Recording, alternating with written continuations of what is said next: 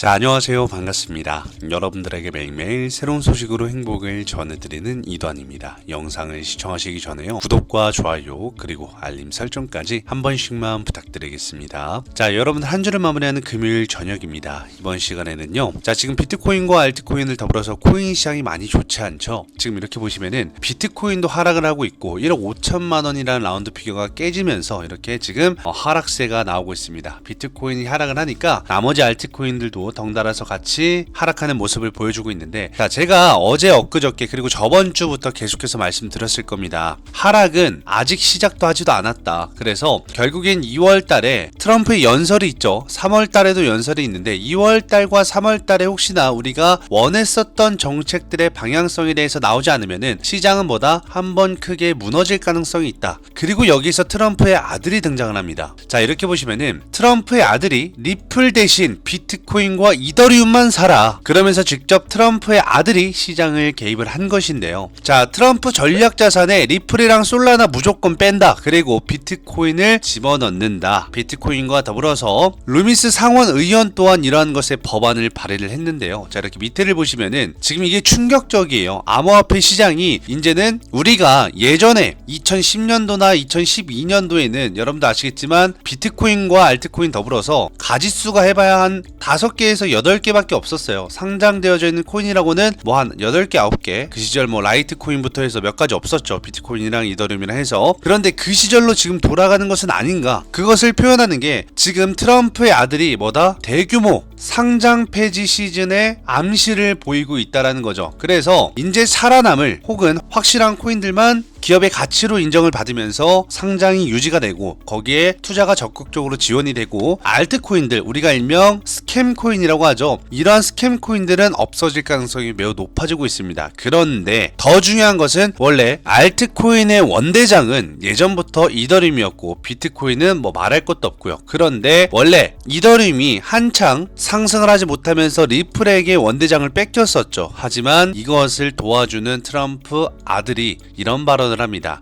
비트코인과 이더리움을 사라. 나머지 알트코인들은 나는 알지 못한다. 그리고 이것을 계속 시장에 노골적으로 발언들을 하고 있습니다. 트럼프의 아들이 직접적으로 이렇게 발언을 하다 보니까 민심 자체가, 그리고 투심 자체가 비트코인과 이더리움으로 쏠릴 수밖에 없고요. 그렇게 된다고 봤을 때 솔라나나 도지코인이나 리플이나 엄청난 수급과 수요들이 전부 다 빠져나가고 있어요. 리플도 지금 보시면은 계속 기나긴 하락을 보이고 있고, 여기에서 중요한 것은 뭐다? 트럼프의 아들이 왜 이런 말을 했겠습니까? 아들은 뭐다? 무언가 알고 발언들을 많이 하는 거겠죠. 자, 그러면서 도널드 트럼프 미국 대통령의 차남인 에릭 트럼프가 트위터를 통해서, 지금은 바뀐 게 X죠. X를 통해서 지금은 비트코인을 매수하기 좋은 시기라고 생각을 한다. 그래서 에릭 트럼프 자기 자신은 4일날에 이더리움을 매수를 언급을 하기도 했고, 이더리움에 이어서 비트코인을 또 매수하라고 언급을 하기도 하면서 이더리움과 비트코인만 이렇게 꼭 집어서 매수 추천을 계속해서 하고 있다라는 거예요. 자, 여기에서 우리가 의문점이 하나가 있어요. 트럼프의 아들 에릭 트럼프가 왜 굳이 비트코인과 이더리움만 꼭 매수를 하라고 하는 것인지, 여기에서는 긍정적인 방향이 하나가 있고요, 부정적인 방향이 하나가 있습니다. 여러분들 아시겠지만 트럼프는 이미 뭐다? 이더리움을 보유하고 있어요. 특히나 차남도 이더리움을 보유하고 있습니다. 그렇기 때문에 많은 이 전 세계의 수급과 수요를 이용해서 고점에서 차익 실현을 하는 게 아닌가. 많은 개인 투자자들이 달라붙으면서 광기 포지션에 비트코인과 이더리움을 매수할 때 이들은 팔고 나가는 전략은 아닌 것인가. 왜? 어차피 비트코인이 원 목적이기 때문에 그동안 매집해놨던 이더리움은 개인 투자자들한테 던져버리고 비트코인으로 지금 이들이 전략자산인 겸 이동을 하려고 하지 않는가, 이런 말도 있고, 또 하물며 트럼프 전략자산에 리플과 솔라나를 뺀다고 합니다. 그러니까 아예 그냥 관여를 안 한다라는 거겠죠. 그리고 여기에 비트코인만 넣어서 루미스 상원 의원이 또 법안과 맞물리는 그런 상황까지 오고 있어요. 그런다라고 봤을 때는 시장에서 물론 비트코인과 이더리움만 이렇게 꼭 집어서 매수를 한다고 하고 그들도 매수를 한다고 했을 때 알트코인들이 죽쓰는 건 아닐 겁니다. 그것은 전제하는 뭐예요? 이 두 개의 코인들이 무조건 올라간다는 조건 하에, 비트코인과 이더리움이 무조건 상승을 한다라는 기준 하에는 알트코인도 쉽사리 빠지진 않을 겁니다. 원래 메이저가 상승하면 그 뒤에 후발주자인 알트코인들이 많이 상승을 했었으니까요. 그리고 그 뒤에는 밈코인들이나 스캠코인들이 같이 덩달아서 올라가면서 시장에 조성을 했었죠. 하지만 전제 조건이 비트코인도 이더리움도 모두 다 하락을 한다라고 했을 때는 여기에 관여가 되지 않는 코인들, 일명 잡코인들은 엄청난 폭락이 찾아올 가능성이 매우 높습니다. 특히나 여기에다가 2월달 그리고 돌아오는 3월달까지 이 트럼프의 공개 일정 등에서 우리가 원하던 정책들이 나오지 않는다라면은 암호화폐 시장은 뭐다? 또 한 차례 암흑기로 공포의 하락장이 찾아올 수 있다라는 거죠. 자, 여기다가 제가 왜 이런 걸 지금 의심하냐면 요 밑에 보시면은 여러분들 제가 이런 말씀 드렸죠. 트럼프가 지금 뭐다? 관세 정책을 하고 있는데 이 관세 정책을 하면서 관세 세율을 계속 높이면 높일수록 뭐라 그랬어요? 금리 인하는 점점 멀어지는 거예요. 그렇게 된다라고 봤을 때는 두 가지의 방법이 있어요. 시장을 아예 죽여놓고 힘들게 해놓고 거기에서 뭐다? 나중에 경제 위기라는 게 혹은 금융위기라는 타이틀이 찾아오면서 여기에서 금리 인하 포지션이 나올 가능성이 있다고 제가 분명 말씀드렸었죠. 오늘 귀신같이 그런 말이 나왔습니다. 자, 여기 뭐라고 나오냐면은 자, 트럼프의 무역전쟁, 미중 무역전쟁이 성공하든 실패를 하든 비트코인에는 긍정적인 영향을 미칠 것이라는 이 비트와이즈 자산운용사에서 이런 말을 하긴 했는데 이번 주 초에 트럼프 대통령이 캐나다와 멕시코에 뭐다? 관세를 매겼죠. 그리고 여기에 25%의 관세를 매기고 중국에 10% 관세를 먹이고 글로벌 금융시장은 모두 다 급락세를 보였어요. 이게 엔비디아도 막 엄청나게 폭락을 했었고 미증시도 폭락하고 암호화폐 시장도 폭락을 했잖아요. 그리고 나서 비트코인과 이더리움 그리고 리플까지 급락을 했는데 중요한 거는 뭐냐면은 지금 이 그때 관세 정책 이후로 나왔던 급락세가 암호화폐 역사상 최대 청산 이벤트로 많은 개인 투자자들이 무더기로 청산됐던 청산빔이 바로 뭐예요? 미중무역 또는 관세 정책으로 인한 패닉셀이었다고 합니다.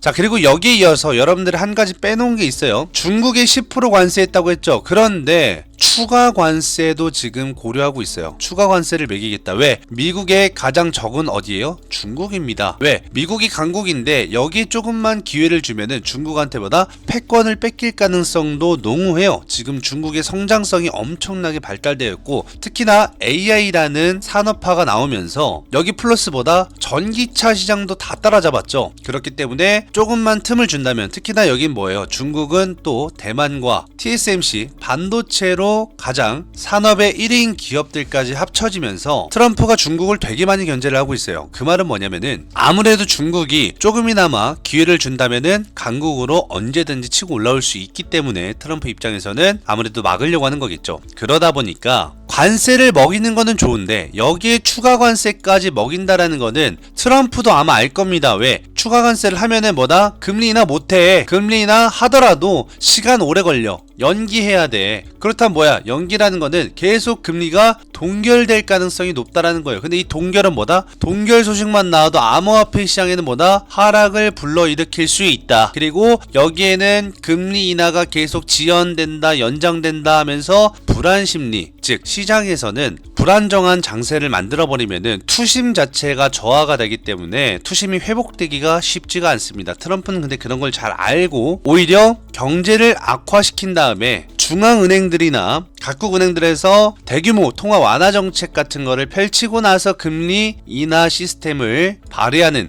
그러한 생각을 하고 있는 것 같아요. 요 밑에 보시면 그런 말 나옵니다. 자, 비트코인이 유리한 두 가지 시나리오가 있는데 첫 번째는 트럼프가 다자간 협정을 통해서 달러 가치를 절하하고 금리를 낮게 유지하는 경우인데 이거는 지금 안 되죠. 왜? 금리를 낮게 유지하려면 관세 정책 같은 거를 지금 이렇게 뭐다? 공격적으로 하면 안 됩니다. 그렇기 위해선 첫 번째는 절대적으로 시나리오가 될 수 없고 그러면 두 번째는 뭐예요? 만약에 관세 정책에 따라서 이렇게 막 공격적으로 하게 됐을 때는 나중에는 뭐다? 비트코인 시장으로 자금이 유입이 될 가능성도 있어요. 왜냐면 여러분들 전쟁이라든가 뭐 금융위기나 경제위기가 항상 찾아올 때보다 해칭 리스크로 항상 비트코인에 수요가 들어왔었죠. 자금들이. 혹은 금이나 달러 이런 곳에 항상 해지 작용으로 많은 자금들이 유입이 되곤 했었는데 했는데 이게 아니라면 두 번째 시나리오는 트럼프가 협상에서 실패를 하고 무역 전쟁이 진짜 되고 거기에 무역 전쟁이 장기화까지 된다면은 이것은 최악의 글로벌 경제 악재입니다. 그렇게 되면은 글로벌 경제는 약세가 되고 중앙은행들이 대규모 통화 완화 정책을 촉발할 가능성이 있다. 그러면 뭐다? 비트코인에 또한 긍정적인 영향을 미칠 수 있고 그는 경제 침체로 인해서 대규모 유동성 공급이 역사적으로 비트코인 가격 상승에 밀접한 관계가 있고 그게 바로 해지 작용이죠. 그래서 제가 이 얘기를 몇 주 전부터 말씀을 드렸는데 만약에 이러한 시나리오대로 간다라고 한다면은 지금 트럼프의 아들이 발언한 비트코인과 이더리움에는 상당한 엄청난 매수세가 몰릴 가능성이 매우 높습니다. 따라서 우리는 여기서 팩트를 봐야 될 건 뭐냐면은 뭐다? 리플과 솔라나 같은 코인들을 혹은 도지코인까지 트럼프의 아들 에릭 트럼프가 제외를 했다라는 겁니다. 그렇다면은 안 좋은 말들은 여기 계속 나올 거예요. 그리고 트럼프는 이제 직접 대통령이 됐으니까 코인들의 발언을 직접적으로 노골적으로 하질 못합니다. 왜? 국가의 대통령이니까. 그러면 뭐다? 그 밑에 있는 차관이나 장관들이나 혹은 이렇게 아들들이 이렇게 발언들을 많이 하겠죠. 그런데 여기에서 이 에릭 트럼프의 아들이 벌써 이렇게 도지코인이나 솔라나나 리플을 제외한다는 거는 알트코인? 나는 알트코인 관여하지 않는다. 필요 없다. 비트코인과 이더리움만 있으면 된다. 이런 식으로 자기네가 계속 이렇게 엄프를 하면 민심은 그대로 흘러갈 수밖에 없을 뿐더러 요즘에는 아싸리 코인 시장이 무너지고 있기도 합니다. 왜냐면 수급들이 이쪽으로 빠질 가능성도 있어요. 뭐냐면은 자 이렇게 보시면은 비트코인 안 샀지만 이 주식 살걸 9개월 동안 주가가 1700% 상승을 했는데 17배죠.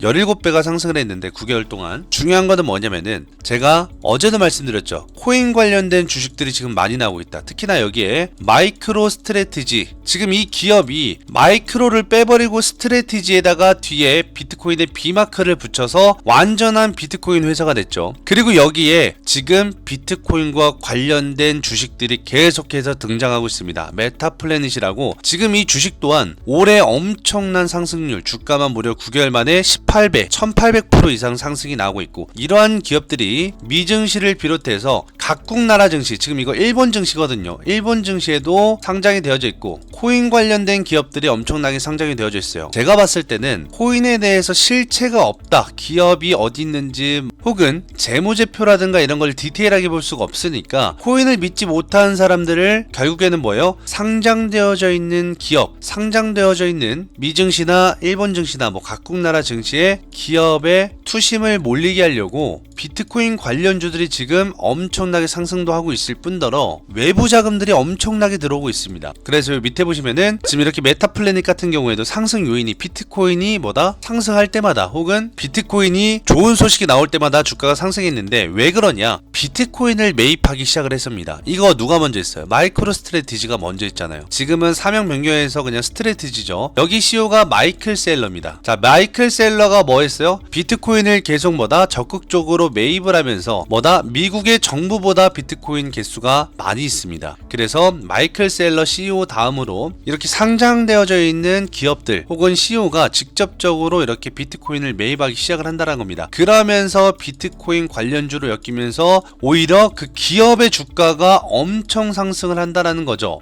그래서 지금 너도 나도 할 것 없이 모든 기업들이 비트코인을 하나둘씩 매수를 하고 있어요. 왜? 나도 비트코인 관련주다 라는 식으로 엊그저께도 나스닥에 비트코인 관련된 소형 미증시에 상장되어져 있는 기업이 무려 78%나 올랐죠. 하루도 안 돼서. 자, 이만큼 계속해서 속속 등장을 하고 있다는 겁니다. 그렇다면 자연스럽게 코인 시장은 무너질 가능성이 있고 오히려 트럼프의 아들이 말했듯이 코인 시장에서 살아남는 코인은 비트코인과 이더리움 그리고 몇 가지 안 될 가능성이 매우 높습니다. 왜? 원래는 알트코인이 상승을 해야 되는데 그 알트코인에 들어갈 자금들이 뭐다? 전부 다 주식시장으로 들어가고 있기 때문이다. 그래서 이러한 점도 우리가 한번 체크해 보시면 좋을 것 같고요. 결국에는 수요는 돌고 돕니다. 그래서 BTC, 비트코인 시장, 주식시장, 알트코인 시장 서로 원래 나눠 먹기인데 이제 알트코인들이 점점점 힘이 약해지면, 그리고 이 알트코인의 모든 수급들을 주식시장에서 전부 다 가져가 버리면은 결국에는 뭐다? 주식시장에서는 또 하나의 사이클이 찾아올 수 있다라는 점. 비트코인 테마 혹은 가상자산 테마 혹은 암호화폐 테마로 인해서 하나의 AI 같은, 뭐 이번에 로봇도 엄청나게 상승하는 것처럼 가상자산 테마가 생겨날 가능성도 있으니까 주식 하시는 분들은 꼭 이거 한번 체크해 보시면 좋을 것 같습니다. 자, 그렇다면은 지금 암호화폐 시장은 분위기가 좋지 않아요. 이게 지금 전부 다 수급이 뭐다? 빠져나가고 있어서 그래요.